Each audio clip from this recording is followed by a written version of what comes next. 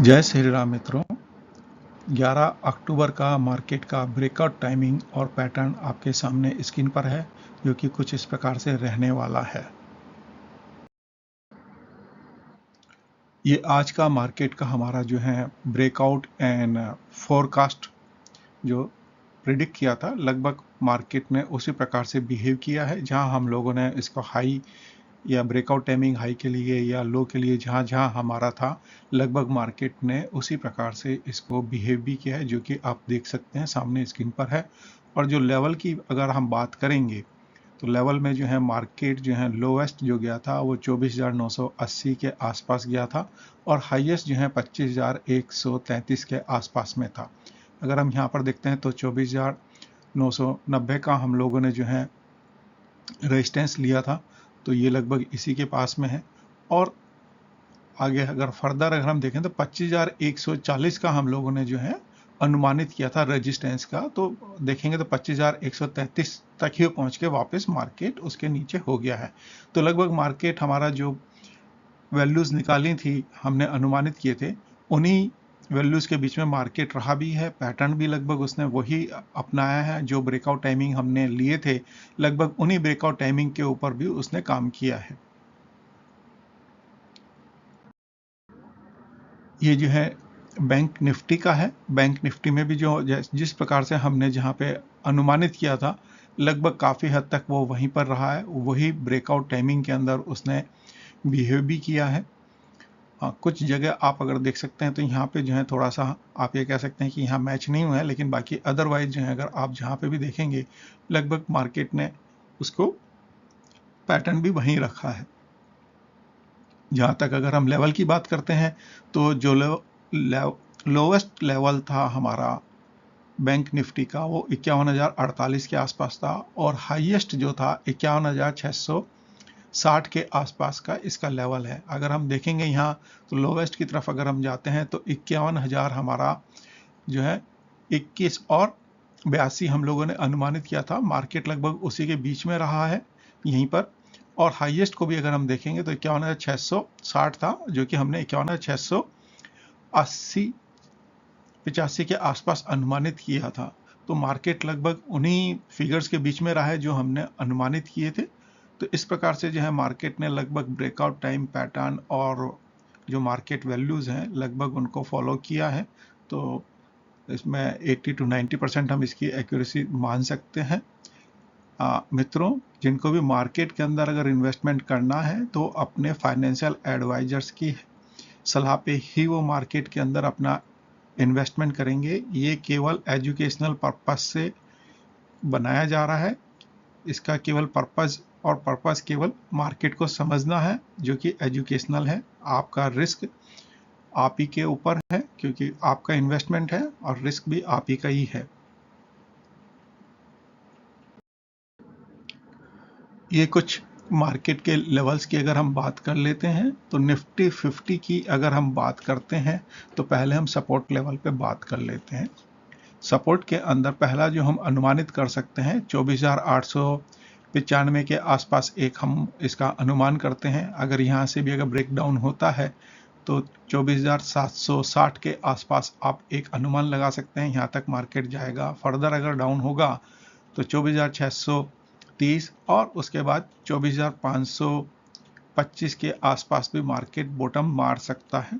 Higher sides के अगर अंदर हम देखेंगे तो जो है पहला रेजिस्टेंस अगर मार्केट को निफ्टी 50 को अगर देखने को मिलेगा तो 25,105 के आसपास आप उसका फिगर देख सकते हैं। यहाँ से ब्रेक ओके अप साइड के अंदर 25,240 के आसपास आप एक अनुमानित कर सकते हैं। फर्दर इस रेजिस्टेंस को भी अगर वो ब्रेक करेगा तो 25,370 के आसपास एक फिगर देख सकते हैं और 25,475 का भी मार्केट में आप अनुमान लगा सकते हैं, जो कि मोटा मोटा है। अगर ज़्यादा ब्रेकडाउन या अप जाता है मार्केट तो फिर इन लेवल्स को वो ब्रेकआउट कर जाएगा।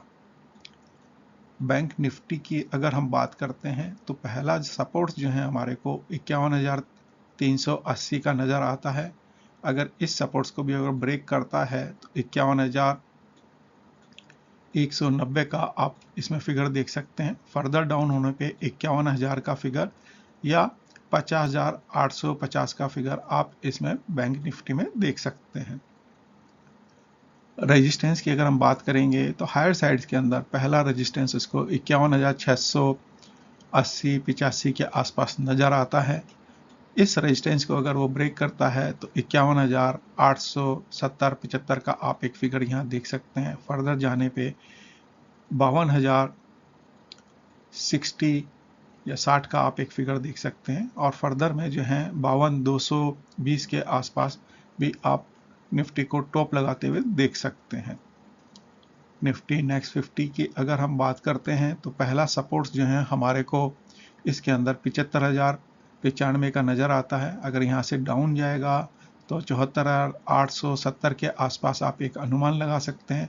फर्दर डाउन होने पे 74,640 या 74,450 का आप फिगर निफ्टी नेक्स्ट 50 में देख सकते हैं। हायर साइड्स के अंदर 75,460 के आसपास पहला रेजिस्टेंस बनता हुआ हमें नज़र आता है। उसके बाद अगर इस रेजिस्टेंस को ब्रेक करेगा तो अपर साइड्स के अंदर 75,690 का आप एक फिगर देख सकते हैं। फर्दर 75,919 का या 20 का आप एक फिगर इसमें देख सकते हैं। फर्दर जाने पे आप 76,105 के आसपास भी आप निफ्टी नेक्स्ट 50 में अनुमान लगा सकते हैं। मार्केट यहां तक जा सकता है। रिलायंस इंडस्ट्रीज में सपोर्ट्स पहला 2,700 के आसपास हमें नज़र आता है। फर्दर डाउन होने पे 2,665 के आसपास आप एक फिगर देख सकते हैं। अगर यहाँ से भी अगर ब्रेक होता है तो 2,620 के आसपास आप एक रिलायंस इंडस्ट्रीज में फिगर देख सकते हैं। अपर साइड्स के अंदर जो रेजिस्टेंस पहला नज़र आता है 2,770-75 के आसपास आप एक देख सकते हैं, इसमें अनुमानित कर सकते हैं। फर्दर अगर इस रेजिस्टेंस को ब्रेक करता है तो 2,820 के आसपास आप एक फिगर देख सकते हैं। और अगर यहाँ पे भी अगर वो आगे फर्दर ब्रेक करके मार्केट अपर साइड में जाता है तो 2,865 और 2,900 का फिगर भी आप रिलायंस इंडस्ट्रीज में अनुमानित कर सकते हैं। आईटीसी की अगर हम बात करते हैं तो पहला सपोर्ट्स हमारे को जो है 475 के आसपास नज़र आता है। अगर यहाँ से भी अगर वो डाउन जाता है तो 460 आप एक अनुमान कर सकते हैं और उसके बाद जो है 440 और 430 का फिगर आप आईटीसी में देख सकते हैं।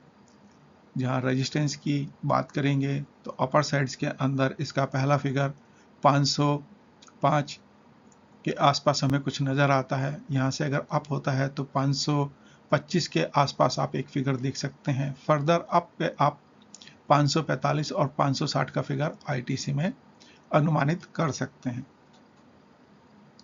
एक्सिस बैंक की अगर हम बात करते हैं तो पहला सपोर्ट्स हमारे को जो है 1,160 के आसपास नज़र आता है। अगर यहाँ पे भी ब्रेक डाउन होगा तो 1,130 के आसपास आप एक अनुमान लगा सकते हैं। फर्दर डाउन होने पे 1,105 और 1,080 का फिगर आप एक्सिस बैंक में अनुमान कर सकते हैं बॉटम साइड के अंदर। हायर साइड्स के अंदर पहला रेजिस्टेंस एक्सिस बैंक को 1,205-7 के आसपास नज़र आता है।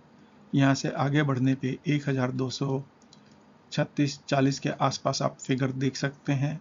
फर्दर अगर यहाँ पे भी ब्रेक करता है रेजिस्टेंस को तो 1,265 और 1,290 का फिगर आप एक्सिस बैंक में अनुमानित कर सकते हैं। आईसीआईसी बैंक की अगर हम बात करेंगे तो पहला सपोर्ट 1,220 के आसपास नज़र आता है। अगर यहाँ डाउन जाता है तो 1,190 और उसके नीचे 1,160 का फिगर आप इसमें अनुमानित कर सकते हैं।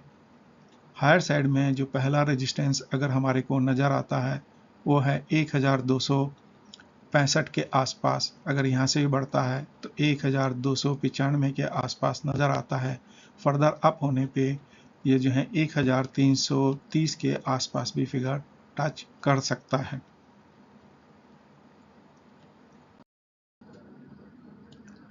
प्लेनेटरी पोजीशंस के हिसाब से अगर हम देखते हैं तो निफ्टी 50 बॉटम साइड में 2,380 के फिगर के आसपास जा सकता है और अपर साइड में 26,215 का आप एक फिगर देख सकते हैं। बैंक निफ्टी में बॉटम साइड में 49,820 के आसपास आप एक अनुमान लगा सकते हैं और हायर साइड्स के अंदर 53,275 के आसपास आप एक अनुमान लेके चल सकते हैं। निफ्टी नेक्स्ट 50 की अगर हम बात करेंगे तो इसमें 73,205 यानी 73,205 के आसपास फिगर आप बॉटम साइड में देख सकते हैं और अपर साइड में जो है 77,380 के आसपास या 77,379 के आसपास आप इसका 80 के आसपास एक फिगर अनुमानित कर सकते हैं।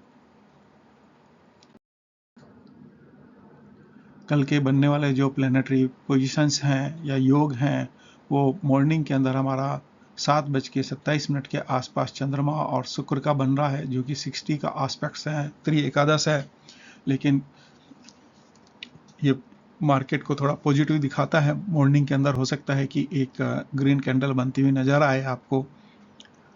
उसके बाद जो है मार्केट क्लोजिंग टाइम के आसपास में जो है 3:05 पे आपको चंद्रमा और बुध का 90 का एक एस्पेक्ट्स बन रहा है, वो भी त्रि एकादशी है और यहाँ जो है हम अनुमान कर सकते हैं जिससे मार्केट क्लोजिंग की टाइम पे होगा, हो सकता है कि वो जो है रेड कैंडल की तरह बढ़ता हुआ नजर आए आपको। तो ये कुछ इस प्रकार से आपके सामने ये प्लैनेटरी योग हैं जो कल बनने वाले हैं। कल की होराओं के लिए जो है चंद्रमा और गुरु की होरा फेवरेबल हैं और अनफेवरेबल में जो है राहु केतु की होती नहीं है, लेकिन फिर भी जो है सूर्य मंगल शनि और बुध की जो होराएं हैं वो अनफेवरेबल नज़र आती हैं। कल जो है राहु कालम जो है 10:56 से लेके 12:24 तक रहेगा। गुलिका कालम जो है मॉर्निंग में 8:01 से लेके 9:28 में रहेगा और याहू कालम या केतु कालम जिसे हम कहते हैं यम कालम या केतु कालम वो 3:20 से लेके 4:28 दोपहर के या शाम के आसपास में होगा। कल मनसा योग बन रहा है और जो हमारी होराएं हैं तो मार्केट जिस समय ओपन होगा वो चंद्रमा की होरा के अंदर होगा और मार्केट जिस समय क्लोज हो रहा होगा वो भी चंद्रमा की होरा ही होगी और इस बीच में जो होराएं हैं वो आपके सामने हैं। जिनको भी अगर होराओं के टाइमिंग के हिसाब से काम करना है वो इनको नोट कर सकते हैं। अष्टक वर्गा का अगर स्ट्रेंथ अगर हम देखते हैं तो कल हमारे को जो अष्टक वर्गा का स्ट्रेंथ है वो सूर्य का दिखता है। सूर्य जो है कल चंद्रमा की कक्षाओं से पास ऑन हो रहे हैं और 96% का कुछ उनका स्ट्रेंथ बनता है और उसके बाद जो है बुध का है, बुध जो है शनि की कक्षाओं से पास ऑन हो रहे हैं और लगभग 60% का लगभग उनका कुछ स्ट्रेंथ आता है। गुरु कल जो है असेंडेंट की कक्षाओं से पास ऑन हो रहे हैं और यहाँ इनका कुछ लगभग 35% का स्ट्रेंथ आ रहा है। तो इस प्रकार से कुछ जो है हमारी अष्टक वर्ग के प्लैनेटरी स्ट्रेंथ हैं जो कक्षाओं के अंदर पास ऑन हो रहे हैं। इनके बेसिस पे अगर किन्हीं को अगर हो रहा में या उनके प्लैनेटरी स्ट्रेंथ के हिसाब से देखना है तो यहाँ देख के अपना काम कर सकते हैं। कल का जो चौघड़िया है वो इस प्रकार से है। मॉर्निंग में जिस समय मार्केट खुलेगा उस समय लाभ का चौघड़िया होगा, उसके बाद अमृत का है काल, शुभ रोग और जिस समय मार्केट बंद हो रहा होगा उस समय सूर्य का उद्वेग का आपका चौघड़िया होगा। नवंबर से फाइनेंशियल एस्ट्रोलॉजी का मेरा कोर्स स्टार्ट हो रहा है। कोर्स में जिसको भी अगर इंटरेस्ट है वो फर्दर जो है यहाँ पे इसका डिटेल भी देख सकते हैं।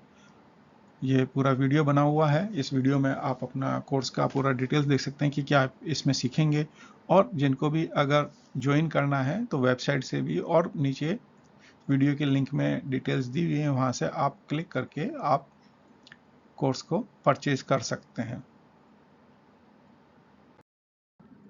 धन्यवाद मित्रों, अगर आपको पसंद आया है तो लाइक और सब्सक्राइब कर सकते हैं आप। धन्यवाद।